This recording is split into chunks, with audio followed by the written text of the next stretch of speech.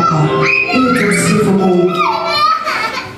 Haijawa rahisi kufika hapa, ni mkono wa Mungu umenibeba. Haijawa rahisi kufika leo, ni mkono wa Mungu umenibeba. Haijawa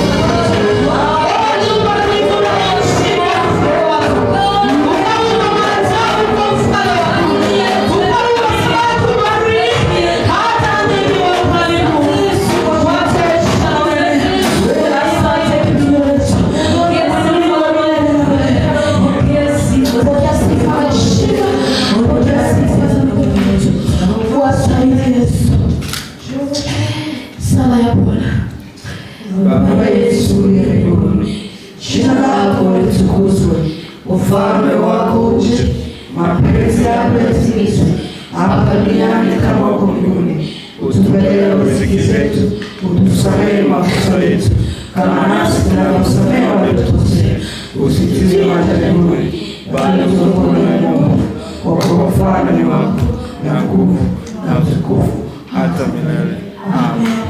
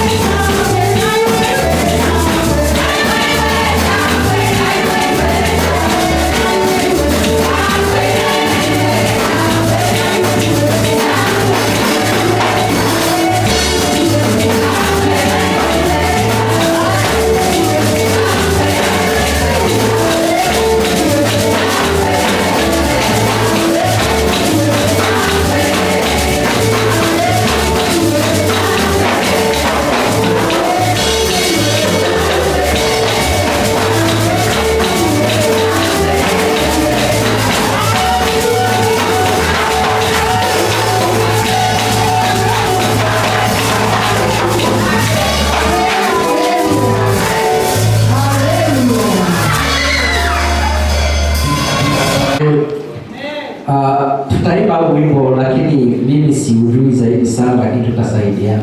Esther, tafuta wimbo wa 346. Unasema so? 346, wimbo wa wokovu.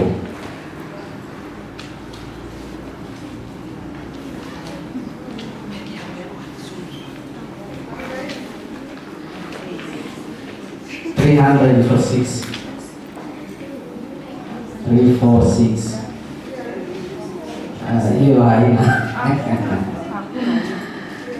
Bwana Yesu asifiwe. Amen. Kuna mwenye amepanda?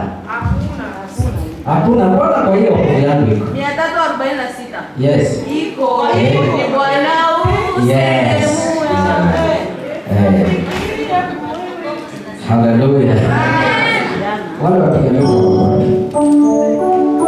tutaimba wote kwa sauti ya kushukuru.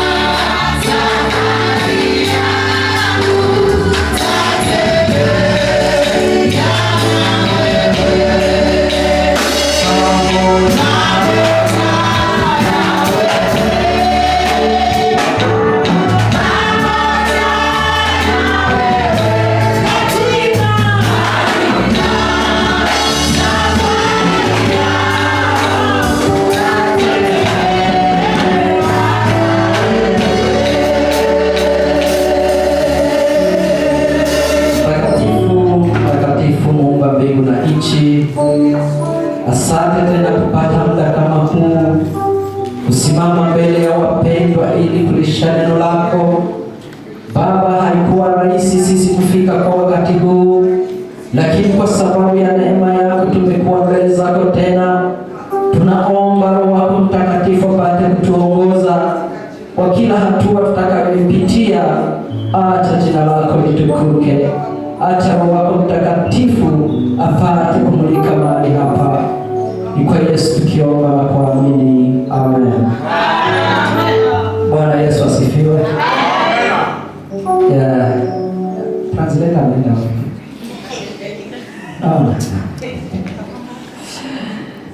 Hallelujah. Imekuwa ni siku njema tena, na kabla sijaenda kwa neno, nataka kutoa shukrani zangu kwa Mungu. It's been a good day and before we go to the preaching, I want to give his testimony to God. Nadhani Mungu ananipenda kwa jinsi nilivyo. He He knows God loves him, just the way kwa sababu Mungu hangenipenda kama siko kisindivu. God wouldn't love him if he was the way he is. Kwa sababu kuna vitu ambavyo vimepita maishani kwangu ambavyo sisahau.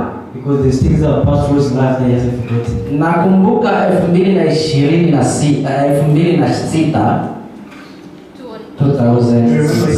2006. Nilitoka kambini ya Nyarugusu kuelekea Arusha. He was coming from Nyarugusu to Arusha. Wakati tulifika Tabora tukielekea Shinyanga, When they arrived at Tabora going to Shinyanga, tukafanya ajali na treni. they got into an accident in a train. Na tulijikuta kwamba tumekuwa Mwanza. They found themselves already in Mwanza. Na katika ajali hiyo mimi nimepona. And in that accident he still survived. Na wengine tulikuwa tunapatana nao. And there's other people that he was with again. Na bado nilikuwa ningali mtoto ambaye alikuwa mdogo sana, alikuwa ni huyu. And the old like a young child, he was me. Bwana Yesu asifiwe. Amen. Mungu akanibariki nikapona kwa ajali hiyo. God blessed him, he survived from that accident. Na wiki iliyopita tulikuwa hapa kanisani. Last week I went with a church. Najua kuna mambo mengine Mungu anakubali wakati tukiwa hapa. There's a few things that God has said when we're here. Na wakati tukiwa hapa ni vizuri sana kumwambia Mungu kwamba tunataka kuanza wiki. And when we're here, it's good to tell God we're going to start. Mungu tutangulie katika yote. God be within us within a week. Na wiki hii ambayo tumeacha, Last week I just left. yawezekana kwangu kungelikuwa msiba. He will have been like sorry right at his house. Lakini Mungu ametuwezesha. But then God has made us. Nilienda kazi tangia Monday Whenever I go to work from Monday, every Monday, mpaka siku ya tano. Monday to Friday. Wakati nilifika siku ya 4 usiku, When it was Thursday night, nilikuwa nasikia kama kuchoka. he felt tired. Baada ya kuwa na kikao na wazee nyumbani, After speaking to his elders on the call, kwa sababu tulikuwa tunaongea mambo ya kifamilia, because we were talking about some family stuff, nikalala niko salama. he slept very good.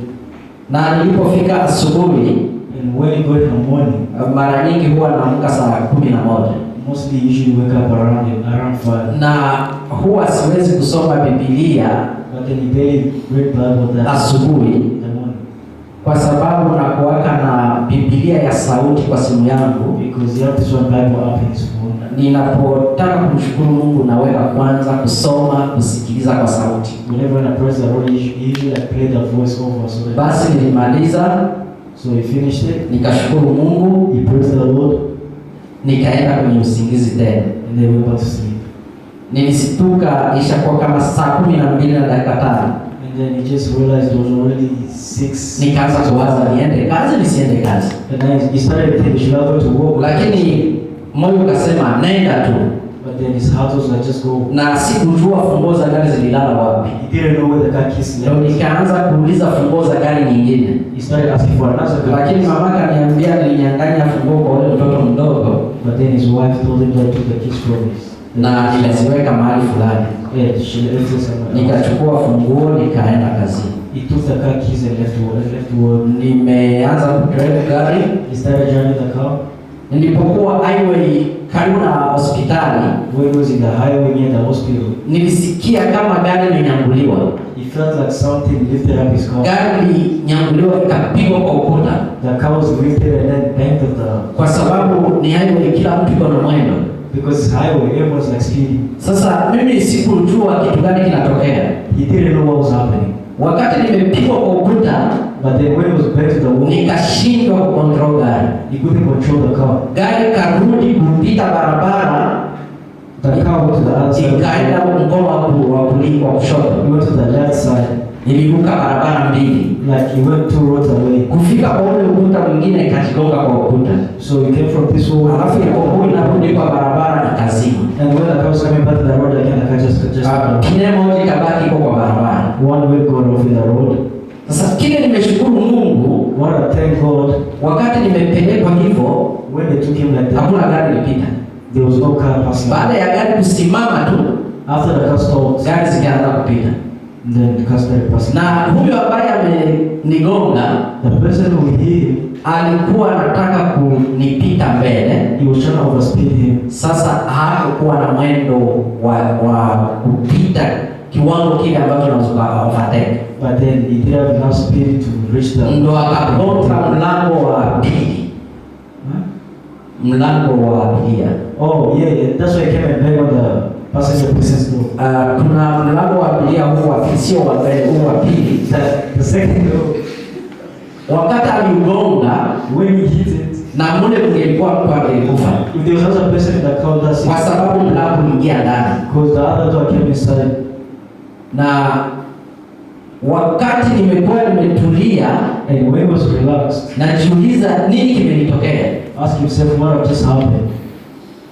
nikashindwa kupata majibu. He couldn't find answers. Sasa wakati nimekaa, kumbe kuna mtu mwingine amekuja But then the time he was just sitting there, akapaki gari nyuma yangu, he came and parked behind him angalie ni nini kimetokea kule ndani. to come and check what happened. Nimejaribu kufungua milango ikakataa, When he tried to open the door, they were all locked. lakini yule alikuwa mwenyeji akakuja But then the person akafungua mlango he opened the door akaniuliza unaendeleaje? and then he asked him, "How you doing?" Nikamwambia niko salama. He said, "I'm fine." Kwa sababu vile nilipigwa gari, nilipigwa kwa ukuta, Because when I go and hit him, hata mimi nilijipiga ndani kwa mlango wa gari, even him hit his ribs on the na car. pia kamba ilinisumbua kwa shingo. Also the seat belt went through his neck. Na wakati tuko kwa hilo tunaongea na yeye, ananiuliza maswali, And while talking to him, akaja mtu mwingine akagonga gari yake na ilikuwa pembeni kwa barabara. another person came again and hit the car that was. Sasa ile kutaka yeye akwepe, And when he was trying to kuna gari nyingine ilikuwa inatoka nayo there ikamgonga. was another car was coming outside and then he banged him again. Karibia gari 4 Almost 4 cars ndizo ziliharibika. was destroyed that day. Bwana Yesu asifiwe. Praise the Lord.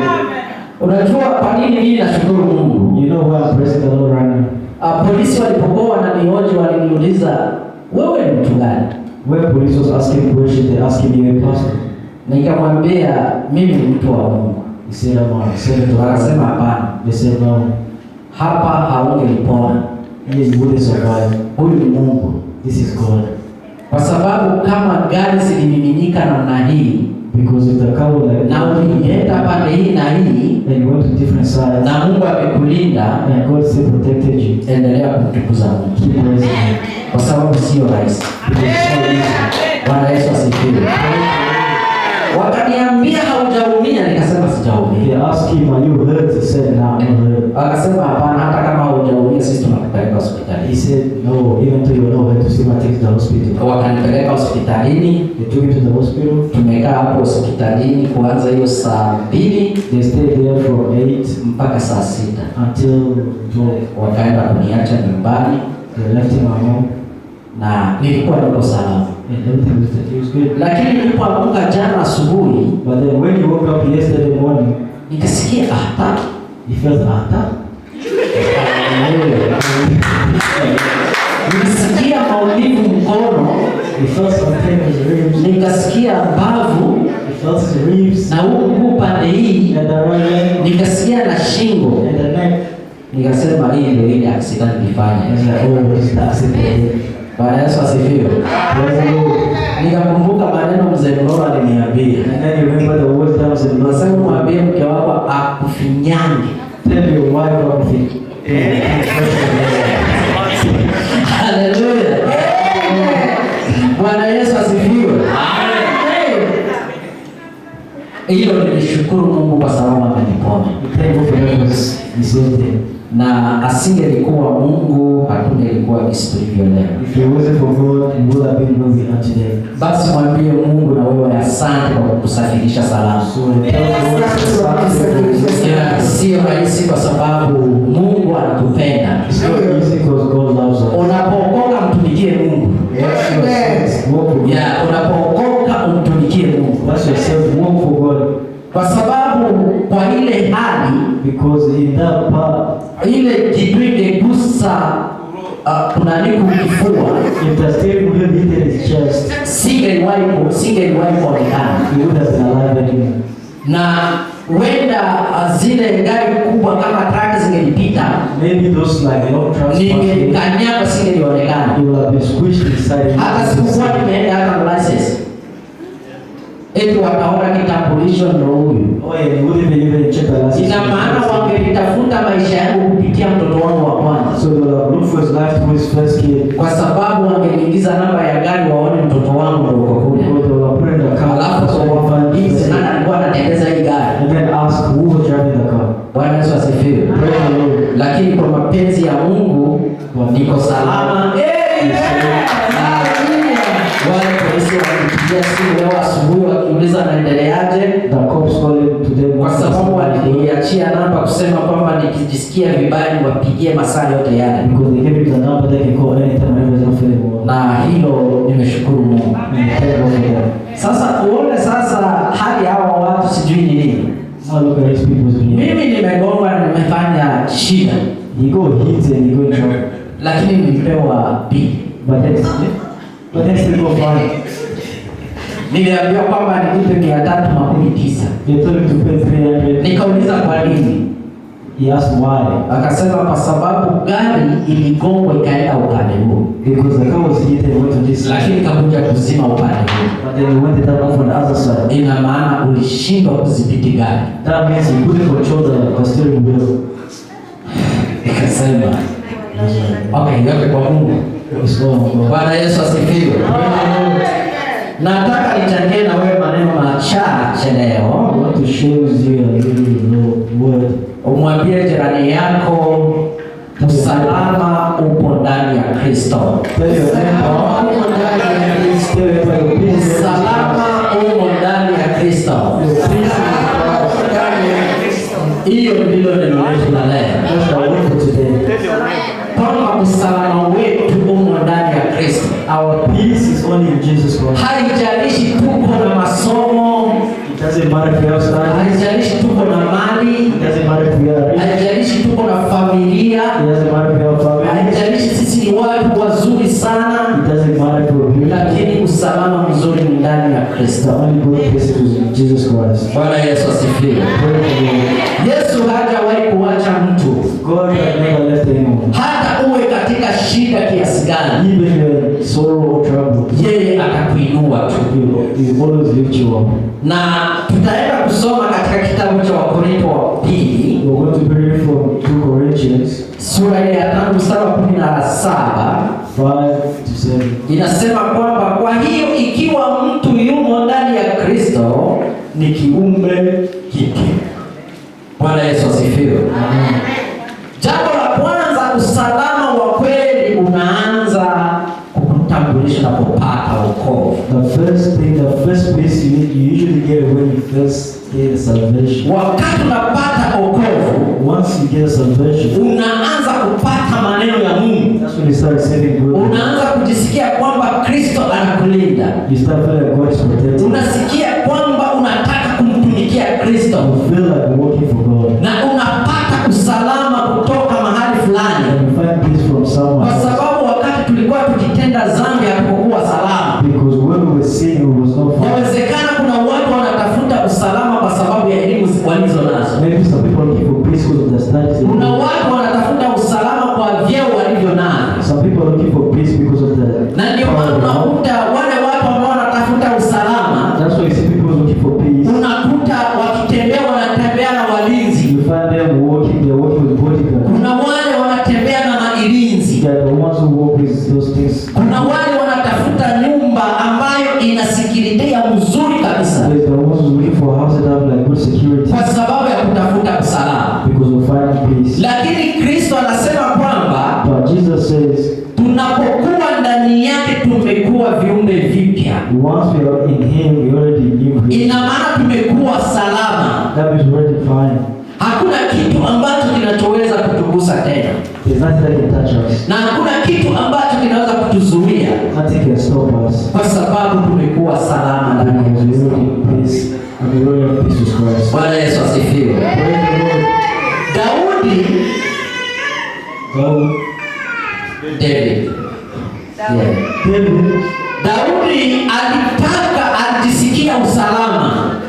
He wanted to have peace. Katika Zaburi ya 27, Zaburi ya 27 mstari wa kwanza 27:1. anasema kwamba He says, Bwana ni ngome yangu na wokovu wangu, nimwogope nani? Amen. Haleluya. Amen. Bwana ni nani? Who is God? Mungu ni ngome yetu, sisi tunatakiwa kumkimbilia.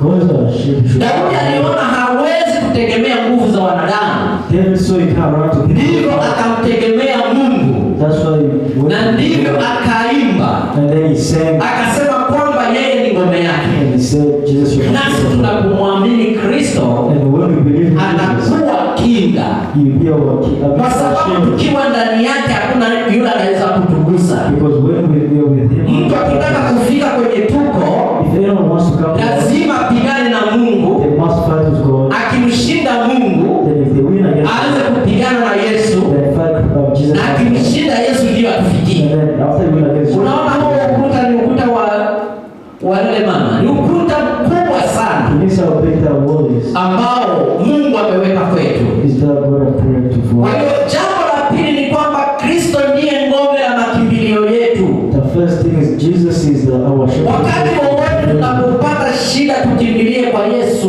Every time we have a problem, let's go right to Him. Tunapokuwa katika ziki, tukimbilie kwa Yesu. When we are in sorrow, let's run to Jesus. Usikimbie kwa mwanadamu, Don't run to a human being wala usikimbilie mali, or don't look wala for riches. usikimbilie vitu ambavyo vinapita. And don't look for things that Yesu yeye pass. ana uzima wa milele. Jesus has salvation. Kwa hiyo tunapomwamini yeye, anakuwa ni ngao kwetu. When we believe in Him, we will go. Kwanza anatutoa kuwa na hofu, First, He removed the to be scared. anatutoa kujisikia woga, He removed us to be scared. anatupa nguvu ya kujisikia kwamba sisi ni washindi. He gives us strength to think that we are the winners. Haleluya. Kwa hiyo tunapomwamini Kristo tunakuwa tumechungwa salama. So when we believe in Christ, we are fully protected. Jambo la tatu, usalama wako upo katika neno la Mungu. The third thing is that your safety is with God's hand. Chukua nafasi ya kulisoma neno la Mungu. Take your time reading the Word of God. Hata dakika 5 chukua nafasi kusoma neno la Mungu. Even 5 minutes, read the Word of God. Baada ya kusoma neno la Mungu, After you read the Word of God, chukua nafasi ya kulitafakari take your time to do it.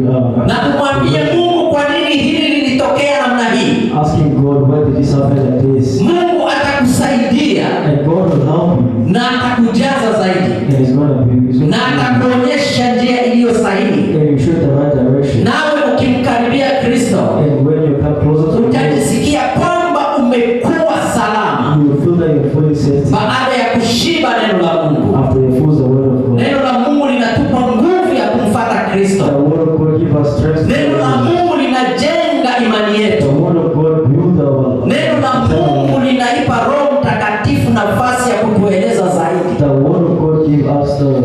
Lakini kama hatutakuwa nalo, If you don't have it, hatutawahi kuongozwa na roho iliyo ya kawaida. we will never be instructed with the. Bwana Yesu asifiwe.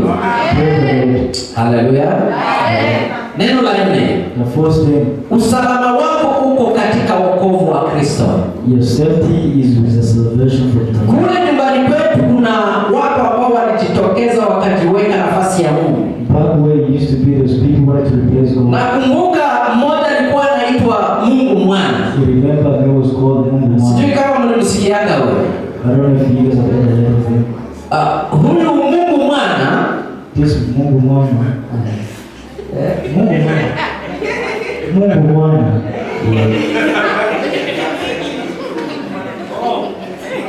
God's child. Oh, God's child. yes. Huyu alikuwa anajiita Mungu Mwana. He was calling himself a God's child. Na huyu And here, kuna watu ambao walimfuata those people was following him. na mpaka sasa wapo. And until now, they're still here. Na kuna mwingine akajiita yeye ndio Kristo. And there's other people who call themselves Christ. Nadhani huyu angali. I know that. I think this one is still alive. Na kuna mwingine na wengine na wengine na But wengine. more and more and more and more and more. Na kule Kenya nako kuna mwingine alijiita Mungu. Also in Kenya, there's another one called himself God. Naye anajulikana. And he's known to Bwana Yesu asifiwe. Majuzi akatokea na mwingine. Few days ago there was another one. Sasa watu wakasema kwamba imekuwa sasa kawaida. It's getting normal this plan. Wakati Pasaka ilifika wakatoa tangazo kwamba watamsulubisha. And when it was Pentecost, they wanted to, do it. Mnajua kile kilitokea? You know what happened? Alienda kuomba usaidizi polisi. You went to ask for from the cops. Akasema huku nitauliwa, They will kill me. munilinde. Protect me. Sio hao wa Mungu ndio tunataka. We don't want this one that to God. Sisi tunategemea Mungu aliye Mungu muumba. We are only looking at the God who. Na huyu anapoweka mkono wake kwako, And when he put his hands on kila you, mtu atakuheshimu. everyone will respect you. Bwana Yesu asifiwe. Praise the Lord. Hebu mwangalie jirani yako. Look at your neighbor. Mwambie unapendeza. Unapendeza. Mwambie wewe ni mfalme. You are a king, you are a queen. Wote walio humu ni waheshimiwa. All of you are elders. Usikae kama maskini. Don't be like Hapo a kwenye huko kaa kama mfalme. act like a king or queen. Haleluya. Oh. Biblia inasema Yohana aliona sura ziking'arang'ara. The Bible says John saw faces. aliona watu wakubwa na wadogo, He saw all the people in the wote wamesimama mbele ya kiti cha They enzi, were all standing on that. Look at that. na kila sura ilikuwa iking'aa. And every face was shining. Biblia haikusema kwamba kuna sura zilikuwa zimechafuka za uzee. The Bible never said there was any face. Mtu anapookoka anageuka kuwa kiumbe kipya, Once you are saved, you are new. kwa sababu ya kale yamepita. Because the old have passed. Bwana Yesu asifiwe. Praise the Lord. Kwa hiyo wokovu wetu katika Kristo unatupa amani, So our salvation with Christ gives us life.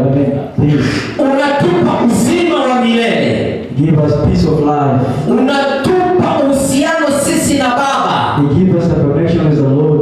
Ndiyo maana unaona kila mtu akipiga magoti anaongea na Mungu moja kwa moja, And that's why we see people God they kwa sababu tulipata wokovu. because we got salvation.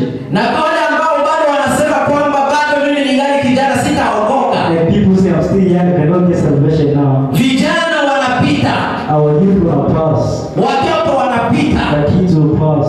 wazee wanapita. And our elders will pass. Na unapopokea wokovu, When you get jua saved, kwamba Mungu amekupenda. just know that God loves you. Mwambie jirani yako, Mungu amekupenda wewe kuwa hapa And leo. you remember that God loves you to be here today. Na kama ulikuwa na mpango wa kufanya kitu kisicho kizuri, If you had any plans to do anything nataka bad, nikualike leo uokoke, please be saved for today. utangaze habari njema, Spread the good news. kwa sababu wanaotangaza habari njema ni vijana. When the people spread the good news that the youth, Vijana ndio wanasikia neno la Mungu, the youth will not see the word of vijana God. wanasikia sauti ya Mungu, The youth will see the word of God. wababa wanasikia sauti ya Mungu, Even the elders will listen to wamama the pia word. wanasikia sauti ya Mungu, Also the mothers. lakini vijana kwanza, But the youth kwa first. sababu maono aliyoyaona mtumishi wa Mungu Because the vision they saw. alisema, na vijana wenu watafanya nini? Haleluya. Amen. Kumbe wanaoona mambo ya Mungu ni wanani? Vijana. Kweli tunayaona kweli? Okay, we will see. Halo. Hello. Bwana Yesu asifiwe. Praise the Lord. Okovu. Salvation. Mimi kabla sijaokoka nilikuwa barabara. He before he got saved, he was very good. Yeah, nilikuwa mtu mbaya. He was a bad person. Amen. Haleluya. Hallelujah. Kwa wale walioishi kambini Nyarugusu, People living in Nyarugusu, zile shule zote all those schools, mimi ndo niliandika zile mihuri. Kashe. Halo. Sasa wakati hatujapokea Kristo, before they got salvation, kwa wale ambao hawana akili ya masomo, people who are IQ for school, walikuwa wakipita kwetu wanapata. they come to them and they just pass. Kwa sababu najua nikipiga hii kashela hizi ya tile. Because if they push us Yes, I'm down, we still get pass. Haleluya. Hallelujah. Unaona hiyo? You saw that. Lakini tulifanya nini? But then guess what? Tuliokoka tukaacha. They got saved and they left it. Amen. Mwambie jirani yako Mungu anakupenda. They were never Eh, Mungu anakupenda. God loves you. Haleluya. Hallelujah. Amen, amen. Wokovu ni kitu cha lazima sana. Salvation is a very good thing. Kitu cha tano, usalama wako upo katika ulinzi wa Kristo. Your peace is with the security of the Lord.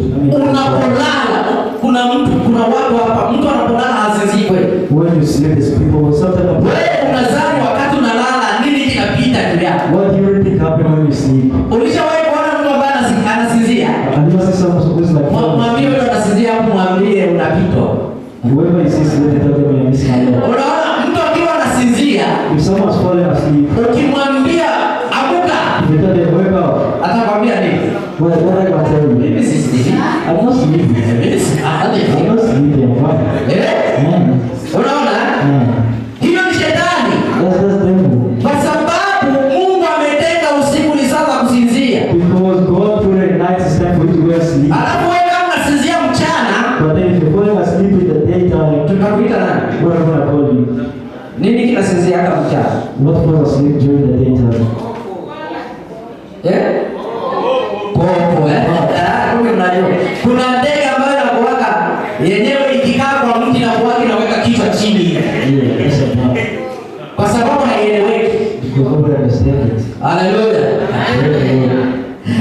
Kwa hiyo tunapolala usiku Mungu anatulinda. So when we sleep at night, God protects Kuna us. wale wanalala vinywa wazi. There's people sleep in the house open. Yawezekana mimi katembea ikaingia mkini. Maybe Lakini Mungu anaipepesha pita huku.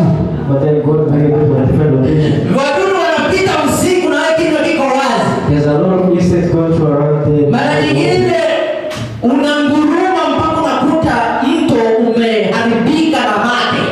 Sometimes, yeah. Haleluya. Hallelujah. Lakini ukiamka asubuhi unakumbuka kwenda kupiga mswaki. But when you wake up in the morning, Unajua uko sawa. you see yourself you're good. Kumbe ulilala umekufa. But you there is Alafu Mungu akaona hawezi kwenda lote. but then God was like, you're not going to Akakuamsha tena. They woke you up again. Lazima umshukuru You Mungu. need to praise the Lord. Kwa hiyo Mungu anatulinda usiku na mchana. God protects us during daytime. Nitaomba mtu mmoja tusome kitabu cha Isaya. Can someone please read the book of Isaiah? 54 mstari wa 17.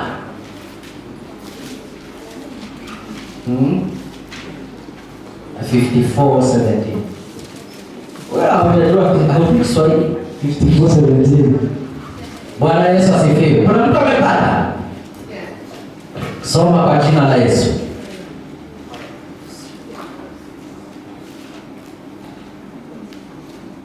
Tunasoma Isaya 54:17.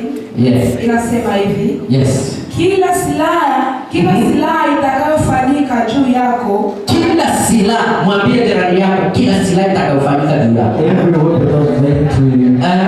Haitafanikiwa. na kila ulimi utakaoinuka juu yako, Kila neno litakaloinuka juu yako Every word that been said among you. katika hukumu katika hukumu So, hautahukumu. hautahukumiwa. Kuwa mkosa huu ndio urithi wa watumishi kwake yeye aliye mbali na kwake yeye aliye karibu, alisema Bwana, nami nitamponya. Amen. Amen. Bwana Yesu asifiwe. Biblia inasema the Bible says, sisi tunapolindwa na Mungu, when you're protected by the Lord, kila kitu, kila silaha ambayo itakuja every weapon that comes, haitatupata. you won't touch us.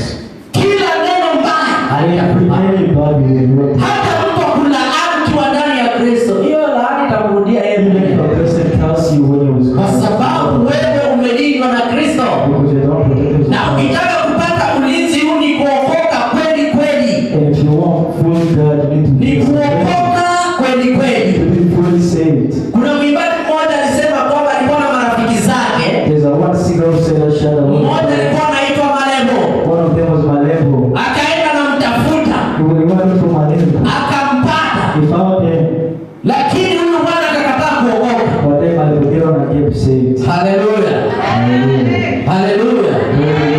Unapoona mtu anakuja kukuhubiria habari njema, When you see someone coming to preach to you, mkaribishe na msikilize. appreciate them and just listen to them. Yawezekana ndo wakati unapata uponyaji.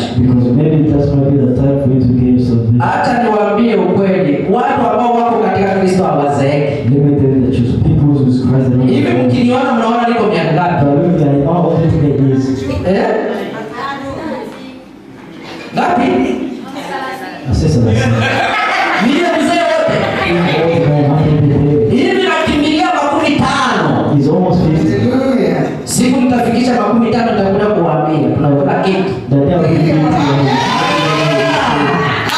Amen. Kwa hiyo ukiwa ndani ya Kristo na kuwa kiumbe kipya, kwa sababu ulinzi wa Kristo uko katika wewe. when you is Christ, you are a new creature because God is peace among you. Amen. Na sita, usalama wako uko katika upendo wa Kristo. And your place is only with Jesus Christ. Kristo ametupenda. God loves us. Paulo aliuliza akasema, ni kitu gani kitatutenganisha na upendo wa Kristo? Paul asked, what is separated from the Lord? Na baada ya kuuliza ni kitu gani kitatutenganisha na upendo wa Kristo, And after he asked, akaanza kufikiria. he started thinking. Akasema, je, ziki He said, maybe it's ama taabu all problems, au mateso, all pain, njaa, hunger, hatari yoyote any danger, ama upanga? a weapon.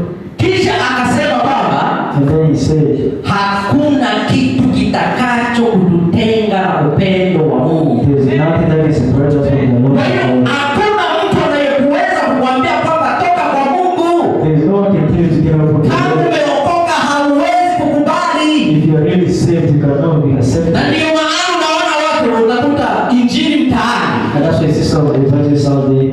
Siku hizi washirika wanahama makanisa sana. Nowadays, most people keep moving. Wengine wanasema sijui ile kanisa. Some people be saying this, you know this church. Na sisi wachungaji tunasemaga sana. And us pastors, the people Sijui yule pastor. you know that pastor, Sijui wale wa mama. or you know those women. Akienda sehemu nyingine When you go somewhere else, anakaa. just sit. Kisha mwaka anatoka pale kwingine anaenda sehemu nyingine. After 1 year, you go. Kisha anatoka pale anaenda sehemu nyingine. Another place. Na muuliza anatafuta nini? And then you ask them, what are they looking for? Hallelujah. Praise the Lord. Unapookoka tulia. When you are saved, relax. Msikilize mchungaji wako anachokuambia. Listen to what your pastor is saying to you. Watoto waliimba kwamba anga na nchi. The kids sing Mbingu. the air and Mbingu na nchi. the air and the world. I mean the heaven and the world. Kwamba vitakunjwa kama karatasi. They're all gonna be squished like paper. Kuna siku inakuja vitakunjwa kama karatasi There's a day they're all gonna be squished like na paper. vitatupwa katika tanuru la And moto. they will be thrown in the fire. Sasa kama anga na nchi vitakunjwa, So if heaven and earth will be wewe squished, kama haujaokoka utakuwa wapi? if you're not saved, where will you be? Utakuwa makapi ndani yao. Na watu wakisema anga na nchi ni watu wanaongelewa. When people say heaven and earth is people. Hallelujah. Kwa hiyo mtu anapookoka na kuwa na usalama. When someone is saved, they usually have peace. Paulo anatuhimiza kwamba katika ile sura ya 8 anasema kwamba hakuna kitu kinachoweza kututenga There's nothing that can separate us. na upendo wa Kristo. It's the love of God. Mimi sina pesa. Oh, I love money. Mimi sina hiki. Oh, I don't have these. Mimi nahitaji hiki. Oh, I need these. Ndio napea Mungu kwanza likizo sitamwabudu. So I take a break from the Lord. Wenzangu wanaomba, wewe hauombi. But as I'm going to worship Him, Wenzangu wanafanya kazi ya Mungu, wewe I'm haufanyi. doing the will of God, but I'm not. Unasema mimi niko hivi. And then I'm saying, oh, I'm like this. Jua kwamba hakuna kitakachotutenga na upendo wa Kristo. Just know that there's nothing that can separate us from the Lord. Tunapoongea hivi ni Mungu ametukopesha hivi. When the true King is going to give us the grace to do. Tukiwa na afya njema na kujiona tuko sawa, Mungu ametunengisha leo. When He says, "Go to heaven and to Ukitaka kuona jinsi watu wanahangaika, nenda hospitali. if you want to see how people suffer, go to the Uone hospital. kuna watu wanatembea na vitu kwa mwili. Maybe there's people who's working with Wakitoa hapo kachuma na lazimika. when they remove those things, Ina maana mtu anatembelea motele. that means they have something like a Maisha generator. labda yanaweza yakaongezeka. Their life can be extended. Lakini wewe unaamka asubuhi, But then you wake up in the morning, unachagua nguo, you choose a good food, unajiweka kwa mwili. you put on your Kuna body. wengine wanachukuliwa na navalishwa. And then there's other people who's Na hata sema kwamba like, hii ni mbaya and you can't say this is kwa bad sababu muda umefika. because the time is out. Na kama haujaokoka, But if you're not saved, hiyo siku itafika. that day will come. Amen. Kama ikifika utakuwa wapi? If that day arrives, where will you be? Lazima umpe Kristo maisha yako. Give Christ your life. Umpe Kristo maisha yako naye atakufanyia. Give your life to God and He will do His things to you. Jambo lingine, usalama wako uko katika mpango wa Kristo kwa maisha yako.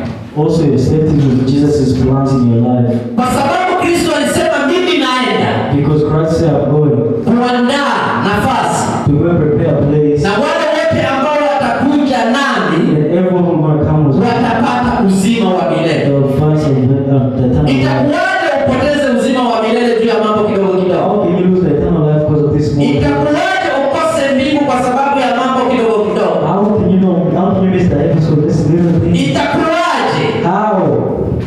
Haleluya. Hallelujah. Watoto wangu wa kike, The women.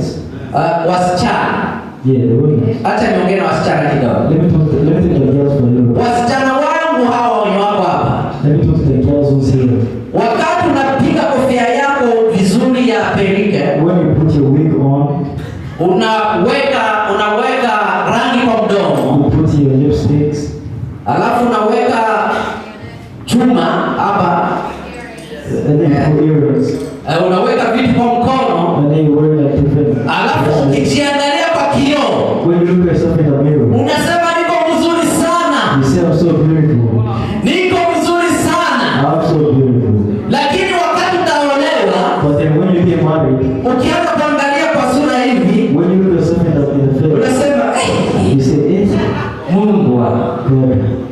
Unaona hao mama zetu walikuwa warembo kwa You asili. see our mothers here. Lakini muda unaenda, lakini wao unaona sura zao hazibadiliki kwa sababu ya nini? The face are not changing because of Wameamini katika Kristo na wamekaa ndani ya Kristo. they believe in Christ and they also believe in His Christ. Na wasichana wetu mkikaa ndani ya Kristo, Our young ladies, we next to His Christ. hawa wamama watapata watu watawachunga. Our women will also protect you. Lakini kama mtakuwa ndani ya Kristo, But if you guys are not in Christ, wazazi wenu mtawatuma ku age care. you guys gonna send your parents to take care. Mezeka ikisema nitakuwa nakiongea. Na ni mama yako, And that's your mother, ni baba yako, that's your father, ni mjomba wako. it's your uncle. Lakini kama umeokoka, But if you are saved, utasema mpaka hapa kwenye niko, you say until here where you are, mpaka nione safari yake ya I mwisho. want to see His last day. Haleluya. Amen. Hiyo ndio wokovu. And that's what we Hiyo ndivyo Kristo anataka, And that's what Jesus wants. kwa sababu anatulinda. Because He protects us. Na mwisho, And lastly, jinsi ya kuishi katika usalama wa Kristo. how can you live a peaceful life with Christ? Tumeona mambo mengi We have seen a lot of things kuhusu usalama katika Kristo. with Sasa tutaishi namna gani ndani ya Kristo? how can we live peacefully with Christ? Kwanza First ni kuamini Kristo. is to believe. Wangapi wanamwamini Kristo hapa? Who believe Jesus here? Haleluya. Amen. Hamkosaki wengine? There's some people. Kuna wale wanamwamini, wengine hawamwamini. There's some people believe in. Sio mimi. Haleluya. Kitu cha kwanza kuishi ndani ya Kristo The first thing to live with ni Christ kuamini Kristo. is to believe Him. Hapo usalama unaanza na kitu kinaitwa imani, Even safety starts something which is called kwa the sababu umempokea Kristo. because you receive Christ. Kitu cha pili, unapotaka kuishi ndani ya Kristo The second thing if you ili want to upate receive Christ, usalama wake to have His safety, ni kulisoma neno la Kristo, read the Word of God. kusoma neno la Mungu. Read the Word of God. Leo asubuhi wangapi wamesoma Biblia Today morning we read the Bible kabla hawajafika hapa? before they came here. Watatu. Huruma, sema huruma, Huruma. sema huruma. Huruma hawawezi kusema. Haleluya. Amen. Utajiuliza wewe mwenyewe, Go and ask yourself. tunaposoma neno la Mungu When you read the Word of God, tunajenga msingi wa imani, you are building kwa a sababu kama tumeamini na kupokea Kristo, because if you believe lazima tule chakula cha roho, you need to eat the Word na of chakula God. hicho ni kulisoma neno la Mungu. That food is to read the Word of Kama God. wewe umeamini, lazima uchukue dakika 5 kila asubuhi, If you believe in them, every morning to read the Word of God. chukua dakika 5 jioni, Take 5 minutes in the soma afternoon, neno la Mungu, read the Word of God, alafu ndio ushukuru ulale. and then pray and sleep. Haleluya. Kitu cha tatu The third thing, ni kuomba. praying.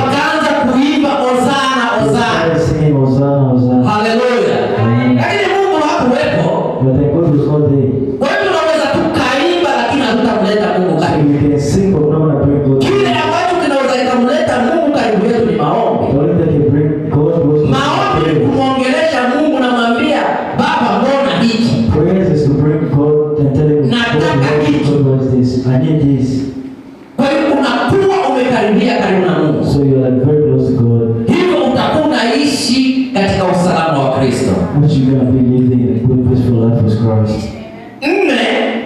4, Shirikiana na waumini wengine. have connection with other Si saints. mnaona sisi sote tunapendeza? You see all of us are looking good, Ukitoka hapo nje hapo, but they want to go kuna out. wale watacheka sana, There's people who are laughing too kuna much. wale watacheka kidogo, There's one who are laugh a bit. kuna wale wataendelea kucheka, There's people who are being, na kuna wale ambao watatoka hapo wakinuna. there's people who get angry. Bwana Yesu asifiwe. Praise the Lord. Na kuna wengine watauliza wandugu habari za huko, And there's other people who ask na kuna wengine watapata marafiki hapa hapa, There's people who find friends. na kuna wengine watapata wapenzi hapa hapa tunapotoka kwa dunia. Haleluya. Amen.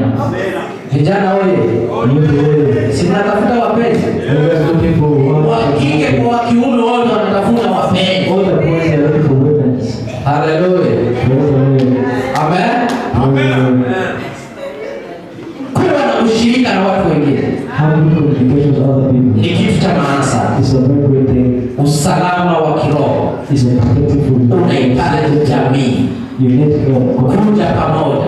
You need to preach with Ndio people. maana unaona hapa And that's why you see here. kuna Wakongo, There's Congolese. kuna wa Burundi, There's Burundians. kuna wa kutoka sijui Uganda, There's from Uganda. kuna wa kutoka sijui Rwanda, There's Rwanda. kuna wa kutoka Malawi. There's Malawi. Kila mahali There's Central Africa. tumekuwa hapa kwa sababu ya nini? We're here because God, Kristo ametupenda. because God loves us. Haleluya. Amen. Na mwisho, Lastly, simama katika ahadi za Mungu. stay with the line of the Lord. Simama katika ahadi za Mungu. Stay with the line of the Lord. Mungu ana ahadi ambayo amekupa, God has given us a covenant, na wewe usimame katika maagizo haya. and you need to keep that covenant. Mungu ataendelea kukulinda. And God will keep protecting. Kwa hiyo usalama wa kweli haupatikani katika dunia hii. So the only safe cannot be found in here. In this world. Usalama wa kweli haupatikani katika mali zetu, Our good senses we cannot find it anymore. haupatikani katika elimu You zetu, can't find it from your education. haupatikani kwa nguvu You zetu. can't find it from your strengths. Usalama wa kweli The real safety haupatikani katika watu. you can't find it from people. Usalama wa kweli unapatikana katika Yesu Kristo. The real safety is from Jesus Christ.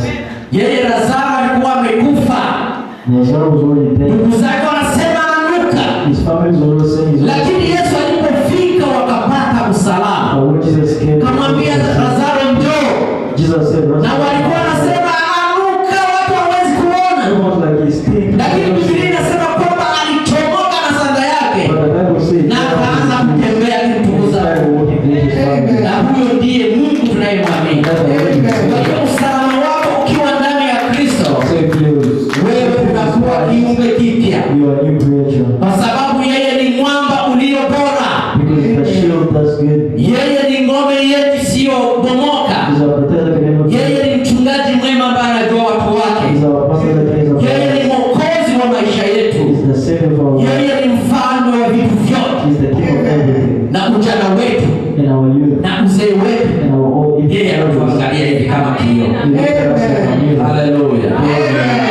Simama tuombe. Stand up, let's pray.